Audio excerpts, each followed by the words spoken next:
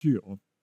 La preuve, c'est que si on crée un cercle par-dessus, par exemple, avec l'outil ici, la touche Shift pendant qu'on trace le cercle, et qu'on demande objet disposition arrière-plan, objet disposition arrière-plan, ben on voit qu'on a un cercle qu'on peut manipuler avec la flèche noire. On peut changer sa couleur par le menu fenêtre nuancier.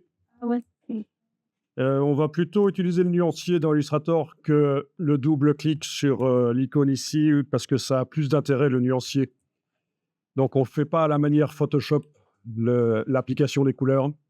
Ça va, vous arriverez à faire éventuellement un cercle derrière un de vos sujets. Ah oui. Avec la flèche noire, vous le manipulez. Donc, j'ai utilisé l'ellipse et j'ai enfoncé la touche Shift pendant que je traçais le cercle. Donc là, on a le choix de modifier la couleur de fond ou de contour. Dans ce cas-ci, le fond doit être à l'avant-plan et on applique simplement une couleur du nuancier. Voilà. Enfin, c'est la preuve que l'objet est vraiment entouré de transparence. Ah ouais. Ça, c'est une première chose. Oui, mais parfois, il n'est pas entouré de transparence. Parfois, il vient avec un fond. Donc, comment faire? Mais dans ce cas-là, avec la flèche blanche plus, je clique à côté et je clique sur le fond. Voilà. La flèche blanche plus, est-ce que vous la voyez? Peut-être que vous avez la flèche blanche comme ça.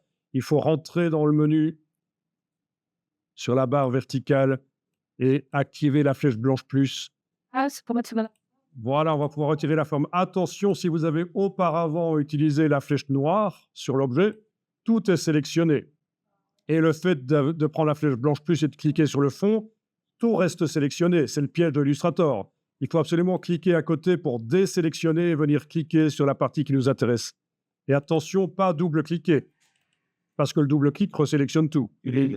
Voilà. Et donc, une fois que j'ai réussi vraiment à sélectionner que le fond derrière, touche suppression sur le clavier, et voilà, c'est entouré de transparence. Donc, la touche suppression sur le clavier, vous connaissez. Ah, c'est le jumper. Suppression de caractère, pas ça. J'ai supprimé ma voix. Et oui, si tout est parti, c'est que il faut faire édition annulée. Donc, je vais en arrière, édition annulée, commande Z, et je remonte. Si vous avez auparavant, avec la flèche noire, manipulé l'objet, tout est sélectionné. Ce qui veut dire que si vous essayez maintenant de prendre la flèche blanche plus, qui sert à manipuler une partie de l'objet, vous essayez de sélectionner le rectangle là, ça ne marche pas.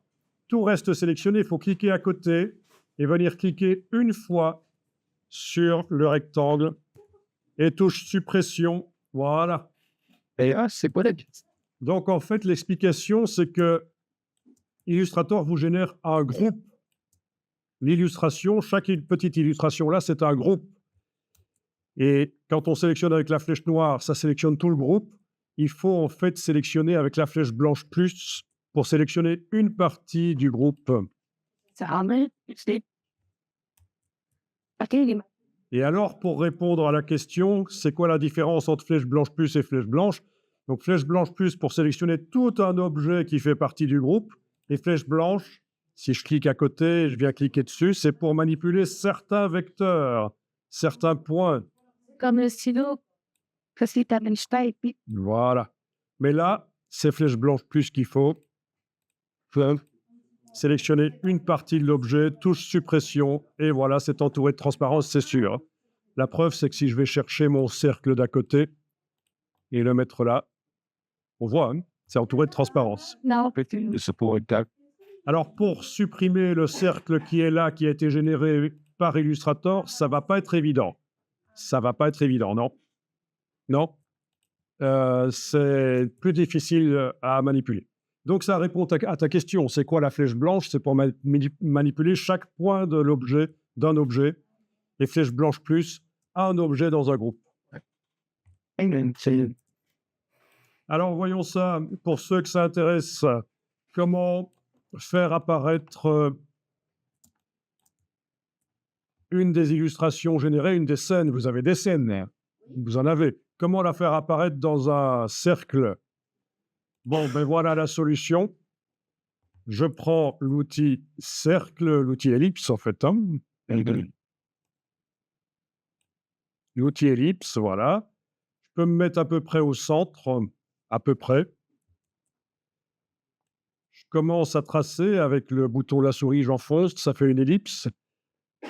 J'enfonce la touche Shift pendant que je suis en train de faire ça, ça fait un cercle. J'enfonce également la touche Option, ça se crée par le centre alors. D'accord? Non, Option, c'est la touche Alt. OK. Voilà. Avec la barre d'espacement, je peux même bouger le cercle. Ah oui, c'est beaucoup de choses là. Je répète, je supprime ça, je répète. Je me mets à peu près au centre. Donc avec l'outil ellipse. À peu près au centre. Je commence à tracer.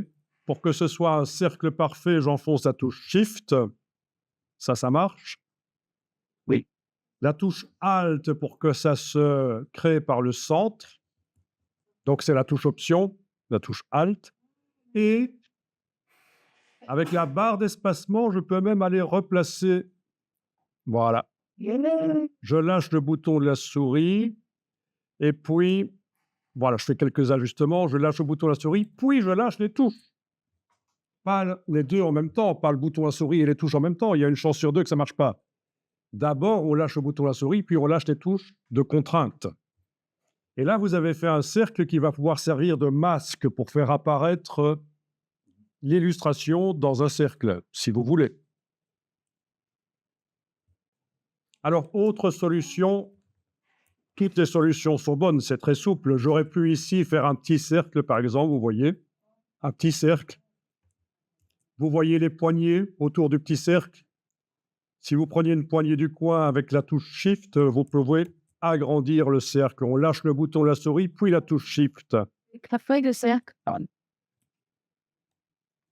Et puis on peut placer le cercle avec la flèche noire à l'endroit de l'illustration. Donc l'idée ici, c'est que je vais vous montrer comment faire en sorte que l'illustration apparaisse à travers le cercle. Le cercle va perdre ses couleurs, il va servir de masque pour faire apparaître l'illustration à travers. Parce qu'il y avait une question tout à l'heure, est-ce qu'on peut faire des cercles à la place de rectangles? Et on a vu qu'on ne peut pas générer des vecteurs si on a un cercle sélectionné. Et boîte. On ne peut pas, ça ne marche pas. Fichier générer des vecteurs est inaccessible quand c'est un cercle qui est sélectionné. Ça ne marche qu'avec un rectangle ou un carré, bien sûr. Alors voilà, ici, avec la flèche noire, je vais englober, en démarrant de l'extérieur, là, j'englobe les deux. À la fois le groupe de l'illustration et le cercle, et je n'ai pas besoin d'englober tout, et je n'ai pas besoin de faire comme ça. Ce n'est pas vraiment nécessaire, il suffit d'englober une partie des deux avec la flèche noire, ils sont tous les deux entièrement sélectionnés. Le cercle qui est au-dessus et l'illustration qui est en dessous. Mais il y c'est le mercredi. Et alors, vous allez dans le menu Objet, Masque d'écrêtage, Non. et vous demandez Créer. Ben, je suis dans le... Et voilà. Moi, c'est que...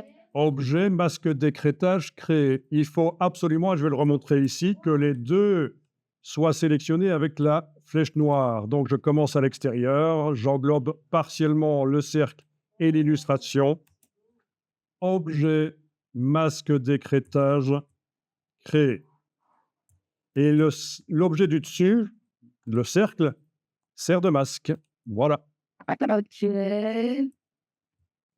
Alors, je vois qu'il y en a qui font un peu de la composition, qui mettent des personnages qu'ils ont générés entourés de transparence, ils les déplacent sur les décors, ben c'est bien, pourquoi pas.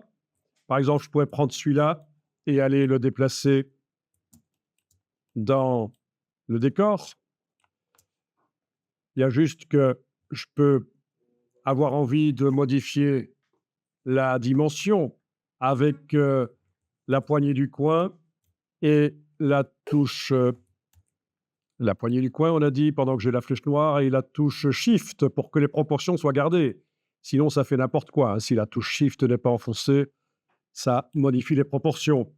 J'annule là. Voilà. Donc, pourquoi pas? Tiens, tiens, et flèche blanche plus. Je clique à côté pour désélectionner tout et je vais cliquer là-dessus.